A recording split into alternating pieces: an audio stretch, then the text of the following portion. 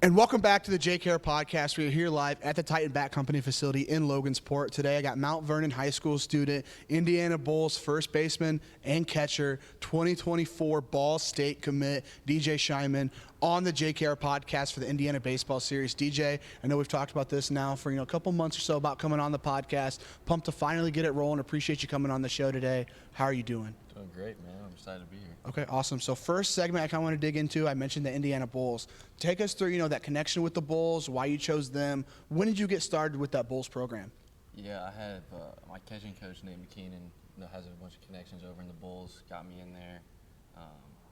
Knows Scott French really well. Got in there on the gray team for my first year, and then moved up to white. And then we were hopefully going to move up to the black, but they ended up opening up for this last season. But, still good, Okay. On the white team. We're going to have a good squad this year. I'm excited for it. Yeah. So when was that you got connected with them? That was 2 years ago. I started on the gray team with Coach Becker and then Coach Freddie. Awesome coaches, some of my favorites I've had. That was the first year. Mm-hmm. Okay, so going through these past 2 years of being a part of this Bulls program, one of the best programs in the Midwest for you, going through, seeing the game, see the tournament to tournament, and how they ran. What do you think has led to this Indiana Bulls success? From the beginning, just all of, like Scott Rowland, that was a big part. They talked about him a lot at the meeting we had earlier this year. They take everything seriously. They don't have any bad teams. Every team's very competitive. Nobody's gonna get ran over. We're the Bulls. We're a squad. And it's just always having kind of that name. You see the Bulls, you're not like, oh, it's just a rollover team. You're gonna have a good game right there. Okay. So for the Indiana Bulls, I know for the most part from talking to other people that they have different coaches at every age group or whatever. For you, what is that mindset going into the summer with a new coach, new coaching staff? What does that look like throughout that summer? I know we talked about relationships earlier, but what's that mindset going on each summer with a new head coach? Actually, it's a lot better because you're gonna go through your career, you're gonna have different coaches. It gets you used to learning, how to talk to this guy, how he likes the game to be played. It gets you ready for later in your career. I actually really like it. Gets you knowing more guys, gets more guys, some coaches know different guys at college levels, different coaches. They can connect you a lot better. And, it's just really I actually enjoy it. Okay, so what are you looking forward to most for your final year of playing travel baseball, probably going down to all these different tournaments? What are you looking forward to most of this 2023 summer and just, your final games as an Indiana Bull?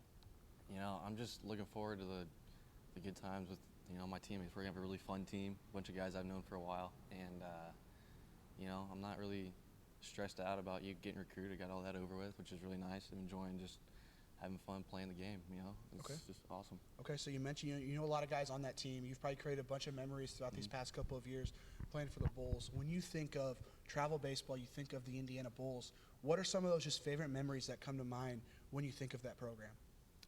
One of the top ones I'd have to say is my first year, WWBA, and we were towards the end of the tournament, and we were at the home plate chili dogs, their field. I remember that. It was an awesome field. It was a deep center. It was 440 or something. It was a very big field, and I was not scheduled to play that game. Ended up getting a pinch hit in the 7th with a guy on base. We were down by 1, and then I hit a walk-off home run. That was by far probably the biggest memory I have. Okay, so let's go ahead. Let's transition into high school baseball. You said 6-2 so far to start the year. Take us through just Mount Vernon, what it was like the past year, freshman, sophomore year, and what's been going on so far here in your junior year. So my freshman year, played on the JV, and we were extremely loaded for having a JV team. It's pretty much the team we have now, but it was just a squad. We didn't have Eli Breidenthal. He was up on varsity, and but I think we ended up going 32-1. It was crazy. Okay. And but yeah, it was just really fun, kind of getting us ready for this year, which is kind of our team, and minus getting Gavin transferring, a couple other guys coming through, and yeah, it was just that was more freshman year, and then sophomore year didn't really get much playing time. Had a senior ahead of me, which is kind of unfortunate. I got a couple ABs here and there, but nothing really spectacular. Just kind of looking for more that year, but you know, it is what it is. Just got forward to travel bar getting recruited. Yeah. And junior year this year, I'm starting behind the plate as much as I can, and it's going to be a good year. Okay. We're excited. Okay, so for this year, you know, you mentioned Eli. How do I say that last name? Bridenthal. Bright. Okay, I've always been thinking Bridenthal. So you got Eli, you got Cameron Sullivan, Nick Heitman, who's one of the probably top uncommitted guys in the state. Cameron Sullivan just committed to Notre Dame. A bunch of different guys. What are those expectations here for the rest of the spring for for yourself, but for this Mount Vernon team as well? Coming into the year, I think we were maybe a little going under the radar, and but I think once we're starting to get up, kind of get rolling here, I think everyone's going to start saying like Mount Vernon's legit, like they're coming out for a state championship, and that's what our goal is. We're going to win that at Victory Field this year. Okay. So for you, being a junior, being an upperclassman there in that locker room, how have you stepped up, especially as that catcher in the locker room? How have you stepped up as a leader, maybe showing these guys, okay, we have the goals of winning sectional, regional, going to Victory Field here at the end of the spring to win a state championship. How have you stepped up as a leader and just helped this team, reach their goals for this spring? Yeah, being a catcher, you definitely have to step up, and you're the general of that team. You got to really lead them, especially some guys. Some guys do certain things. You got to hold them accountable. Tell them, you don't maybe not do that next time. Keep them accountable of what they're doing. Any attitude problems, you got to fix that right away. It's just kind of trying to be that leader. Okay, so for you, being a junior, looking back on it, your freshman, sophomore, you're playing high school baseball. What do you think's tougher, when you're playing travel baseball for the Indiana Bulls, or when you're playing high school baseball up there, Northern Indy? You got New Palestine, some of those other schools maybe up, Fishers, Zionsville, if you guys play them as well. What's tougher, Indiana high school baseball in that Indianapolis area, or when you're playing travel baseball?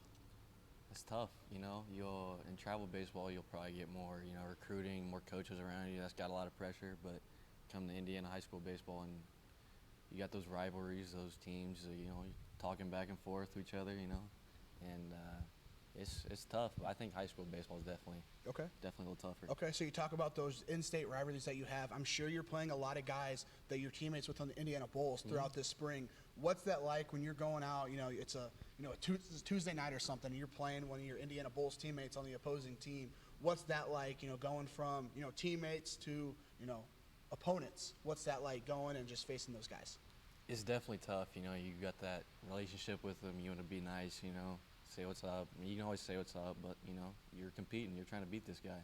You don't want to lose focus of what you're trying to do that day. Like, that goal is to win. Like, period. Yeah. I don't care who you are. If you're on the other side of that, other outside the line, then I'm here to beat you. Okay. So going to Mount Vernon, so with you at Mount Vernon, going to Ball State, I'm sure it's not. I'm sure it's a pretty quick trip up 69 to get to Muncie. Let's dig through that recruiting process that led you to Ball State. Just take us through, how that recruiting process got started and what that was looking like. It was pretty interesting because, start of January of 2022, I was talking to Coach Beamer at the point because he was the recruiting coordinator there, and ended up him leaving, going to Butler. And then that summer was pretty quiet with them. And it wasn't until the fall they started talking to me when they got back with Coach Maloney, Alex Maloney, the new recruiting coordinator. And once we got that, I went to a camp. They showed interest. He said, "Hey, come back for a visit." In September, got my offer, and then that was in the middle of fall ball. So we were getting ready to go to Jupiter, and I was like, man, those southern squads, they kind of want to come see if I can get something there, you never know. So I was gonna wait another couple weeks, and then the hurricane hit, canceled all of those Florida tournaments. So I was kind of had to make a decision there, and everything was right. Didn't really have anything to say no to at that point, so I went ahead and accepted it. Okay, so going through those initial conversations at that point with Coach Beamer, maybe some initial conversations you had with other coaches, other colleges, what do those initial conversations kind of look like? Just take us through maybe some questions that they're asking you, what's going through your mind at that point as well, thinking, okay, I have a chance to go play Division I baseball for a great program like Ball State. What's going through your mind, and just take us through those initial conversations. At first, it's kind of flaky. You can't really say too much. I was at a camp in January, and Beamer was talking to me a little bit while I was doing some drills and stuff. And he was just asking me, like, where I'm going to high school, all this information stuff, And eventually, once it got past that junior year, whatever date it is, we started talking, texting a lot more, calling here and there. At that point when I was kind of like realizing that I was able to play Division I baseball, it was a very exciting moment. All that work last years just paying off, just realizing that it was really cool. Yeah. So as you were going through that recruiting process, talking to Beamer, then to Maloney there, and just maybe deciding between a couple of different schools, what were some of those key things that you were looking for, within a college, within a coaching staff, or maybe even a campus, or whatever it happened to be? What were some of those key things that you were looking for? I really wanted a experienced catching coach that was devoted to catching, not like a outfield coach that just directs catchers know what to do. And I really looked forward to that with Coach Holland over there. And another thing was obviously Coach Maloney. Awesome, just huge name in college coaching, has a ton of experience. And once I just realized how much of a brotherhood it is up there, how much of a family it is. It's not just a team, you're always with them, you know. It's just different. Yeah. So with you being an in-state guy, I know Indiana has Josh Adamczewski, also a Ball State guy, some other guys here within the Indianapolis area. For you, what are some of those relationships that you've built with, guys in your class that are going to be your future teammates there at Ball State, or maybe even guys who are there already, or guys seniors this year as well? What are some of those relationships you've built with, some of your future Ball State Cardinal teammates? I got to meet Josh at the live at bat stuff up there earlier this year, which was kind of cool. Got to meet him before we get on campus together, and then Cade Langhorst, got to meet him, and then I've always known Chase Wagner. We played in Cooperstown together. That was when we met each other, which was cool.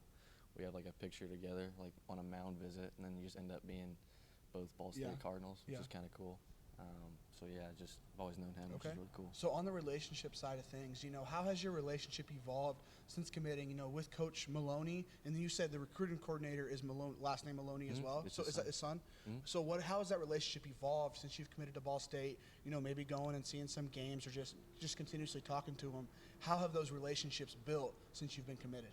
Coach Maloney I just feel like he's always been closer now that I've committed, just starting to kind of bring that more of a coach to me, and it's just been really great. Just kind of feeling like I'm starting to become like part of the family, and it's been really cool just to go through that with him. Okay. So with you being a catcher and a first baseman there at this high school level, for you, when you do get to that next level, head to Muncie, go be a Ball State Cardinal, for you, do you see yourself sticking behind the plate, maybe sticking to first base all time, or even something else? Well, for that next level, where is that playing position-wise for you? Definitely staying behind the plate. That's my forte right there. Okay. That's what I'd be doing. That's what I'm known for, my catching. Okay, so let's dig into some of the stuff, when you are behind that plate. Are you calling pitches there for the Indiana Bulls for Mount Vernon? What's that look like? 100%. I've been calling pitches on my own. My coaches in past have let me do that. It's really helped kind of like build like my experience back there, and I think now the coaches with me now just kind of trust me.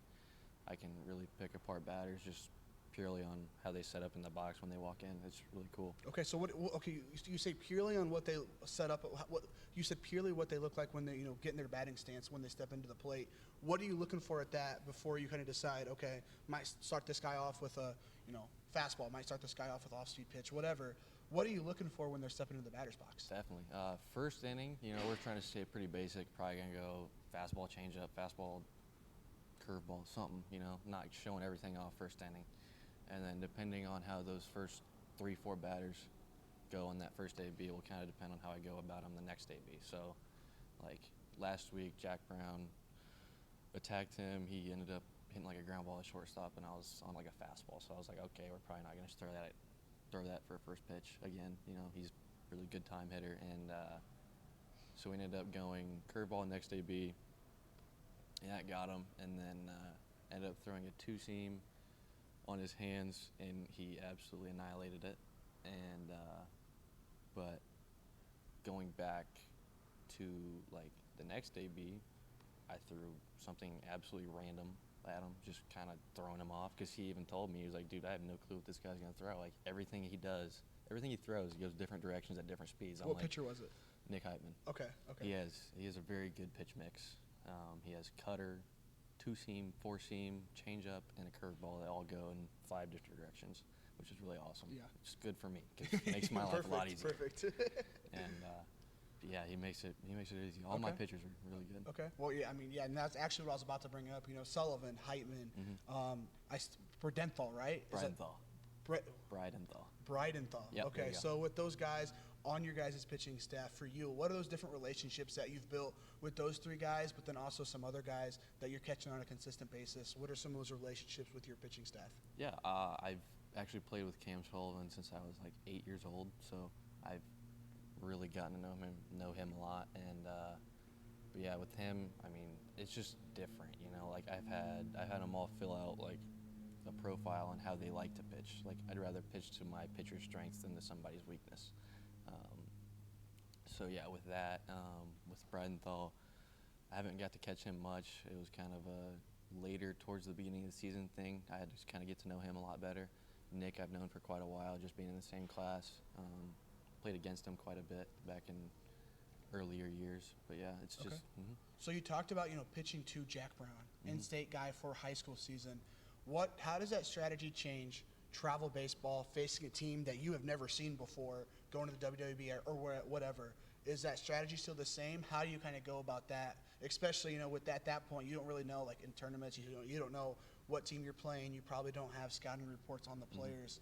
Is that strategy when you're calling pitches the same as high school, or how does that change a little bit? Yeah, it's kind of more of a just kind of go with what you're given. You know, like the first time through the order, you really have to pay attention with what you got going. Like this guy did this, and I'll always check with like guys keeping score. All my coaches help me out, keeping track of everybody, what they do, what their swings look like, everybody, and it's definitely different when you don't have that edge before the game to plan. I'm sure. So flipping it from defense to offense, take us through your hitting approach. You're on deck. You're watching the guy in front of you, watching the pitcher warm up, whatever. Take us through what's going through your mind. What are you trying to do with each at-bat? I mean, I'm just trying to hit a ball hard. That's all I really care about. I mean, if I smoke a ball at the second baseman, he catches it, good for him. Like, I hit that ball as hard as I could, and happens, baseball. Yeah. Being a catcher, does that give you any benefits when you do flip that around to be in that batter's box? Or, you know, what's that look like? You know, you already having that, you know, pre-existing relationship with the umpire, kind of know what he's calling that day. Does that give you benefits on the offensive side of things? Definitely. I really like to kind of keep a really good relationship with the umpires, talk to them pretty often, see, you know, if they need water or whatever, you know, just keeping that good relationship, anything he needs, keeping balls off him, keeping him all good, and throughout the game, probably does get me a couple strikes here and there at the plate, hopefully. Okay, all right. So when you are in that batter's box, take us through two-strike approach. Is there a difference there when it comes to your approach, or for the most part, do you kind of just keep it the same no matter what that count is? Anytime I get to 2 strikes, unless it's 3-2. 3-2, I'll just go back to my normal swing. You know, we're just even, you know, going at it. And 2 strikes, I'm definitely a little bit shorter, keeping my swing a little bit tighter, and just trying to hit a baseball other way, anywhere he throws it, I'm just trying to hit it. Okay. So you still got, what, a year and a half, 2 years before you actually head to Muncie to, you know, get to that next level as a Ball State Cardinal. Looking at behind the plate, looking at when you're in the batter's box on the offensive side of things, what are maybe some of those key things that you're trying to develop as a ball player before you get to that next level? Definitely just my overall hitting. Hitting is going to be the biggest thing for me, especially not hitting left-handed my whole life. It's just trying to play catch-up with it, which it's been going really well. And then just trying to keep my reps right-handed too, because I see righties all the time, get in the lefty box all the time, but still trying to keep my right-handed swing because that's the OG. Okay. I forgot about that. I remember you texted me at the Battle of Indiana for, hey, can I face 2 righties, 2 lefties, because you are a switch hitter. You know, where did that decision come from? Obviously, you said you batted righty your entire life. Where does that decision come into play? Okay, you know what, I might, you know, mess around, maybe hit lefty there a little bit, be a switch hitter. Just take us through that process of becoming a switch hitter. I think it was beginning, probably like when I was 8 or 9. I went to a college camp and they were talking like, you know, switch hitting catchers, like that's super rare. Like, and I was like, cool, I want to be pretty rare. So I started screwing around with it on the tee. Eventually started doing flips with it, and you know, one thing led to another. Went to hitting in games with it when I just felt comfortable, and then, you know, the next year went to hitting righty on lefty, lefty on righty, and yeah, it kind of just formed into what it is now. Okay, so first AB as a left-handed hitter in game, what was that like? Take us through that first AB as a left-handed guy. I remember it was that first year I played on the Bulls. I started doing the like righty on lefty, lefty on righty, everything like that. I went through my first like tournament. I hit lefty like the whole time. Ended up hitting like 600 like on the weekend, and I was like, okay, I guess I did something right. Yeah. Which was kind of crazy. And then, but yeah, it was pretty exciting. And then, you know, I just kind of went through the season. I actually did really well for my first season like that. It was kind of surprising, I'm not gonna lie. Yeah. So with you being a part of a great Mount Vernon high school program, being a part of the Indiana Bulls as well, who have been the most influential coaches or just the most influential people within your baseball career so far? You know, choose 2 or 3, and just, you know, what makes those people so influential? I mean, obviously my parents, you know, they just have supported me the whole way here, you know, helped me get in touch with the coaches that I have now, the college coaches. 100%, my parents are number one. And then my catching coach, Nate McKeon, has just overall helped my catching ability and hitting ability just tremendously. A bunch of Mount Vernon catchers that have gone to the next level have gone through him, and the next one, and there's going to be more after me. Hunter Dobbins, Jake Stadler, Nolan Bowser, those are the guys that are going through Mount Vernon. They're legit. So. Yeah, I mean, I watched Dobbins the other day. I think he might have had a 2-homer game against IU. He at least hit 1 homer, I think, when Ball State was in Bloomington. I remember watching him. But no, so last segment here for you. I like digging into more of the personal side of things to end it off. So for you, when you're thinking beyond the game of baseball, what are some of those passions that you have to, you know, keep your mind off of something, you know, maybe deal with some stress, whatever it happens to be, you know, what are some of those passions you have beyond the game of baseball? I'd say one is definitely fishing. Love fishing. It's just super relaxing. Go down and just ended up spending hours down there. I think it passes like 30 minutes, and that's one of the biggest, you know, just listening to Morgan Wallen. Love Morgan Wallen. Just driving around in the Jeep, doors off, and just chilling. It's just a great vibe. That's another one. Hunting. I love hunting a little bit. My dad loves hunting more than I do, but I love fishing a little more. You know, it's a little bit more action, more moving. Yeah. Can't sit down for that long. Yeah. But yeah, I just love spending time with my teammates. I mean, even like now, we try and spend as much time as we do together, and it's just good to build those relationships. I just love hanging out with them. So being an outdoors guy, you hunting, fishing, what is that best hunting or fishing story that you got? I mean, oh my gosh. Okay, there's my PB on a smallmouth, on any bass. I was a couple years ago with my buddy Hayden. We were down in the river fishing, and we go down to this spot, and there's a tree like sitting under the water. I just cast along it, and just a massive smallmouth comes up and just smokes my jig, and it comes up towards the shore, and I just go to grab it, and the line snaps, and it goes off, and it swims off, and I'm just like, I'm done. I wanted to quit fishing for like an hour, and then we go back like a couple hours later, same log, and I was like, you know what, whatever, let's cast it again. The same one comes up, bites it, and I get it in, and it's my PB. It's a 5-pound smallie, and it was just wild. I caught the same one twice in one day. Okay. And it's pretty wild. Yeah, I'm sure. Yeah.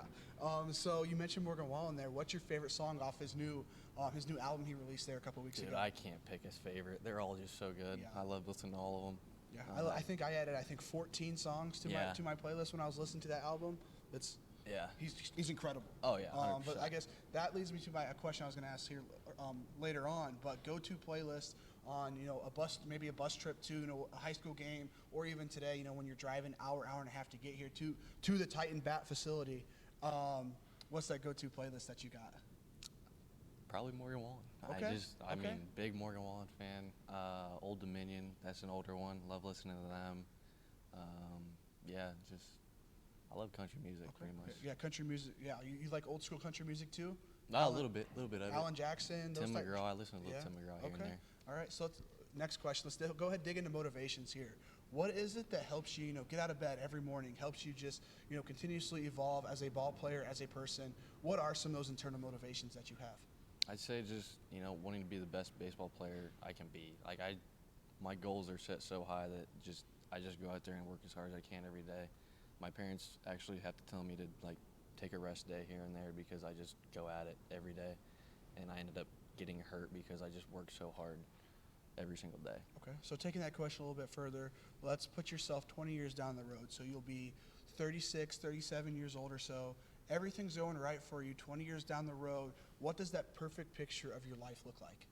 Playing pro ball, just living the life, you know, playing baseball, the game I love, getting paid to do it. That's just perfect, you know. So with that dream of being a Major League Baseball player, who is that MLB player comp that you have? I'm trying to think in my head right now, switch hitting catchers in the big leagues. I don't know if I can think of one. Yasmani Grandal for the White Sox. He's a switch hitting catcher. Okay. All right. So are you a White Sox fan? Not really. I just know that I just watch catchers, dude. Okay. Love All right. catching. So last question here. When you do head to Ball State, you're going to have that opportunity to capitalize on your name, image, and likeness. What would be that dream brand that you could endorse, collaborate with, partner with, whatever it happens to be? What would be that dream brand? That's a good question. I'd say, Nike, obviously. Nike's huge. Just want to be a part of Nike. Have my own cleat. That'd be sick. Rawlings. Love Rawlings. Rawlings is I'm going to have to use Rawlings in college. I use Rawlings now. It's just definitely my catching brand right there. I really appreciate you, taking your time out here today, driving out here to the Titan Bat facility, and just hopping on the podcast. It was a blast getting to learn about your career, your recruiting process, stuff like that. So just thanks for coming on the show, man. I really appreciate it. Yeah, awesome. Lots of fun. Awesome. Thank you for having me.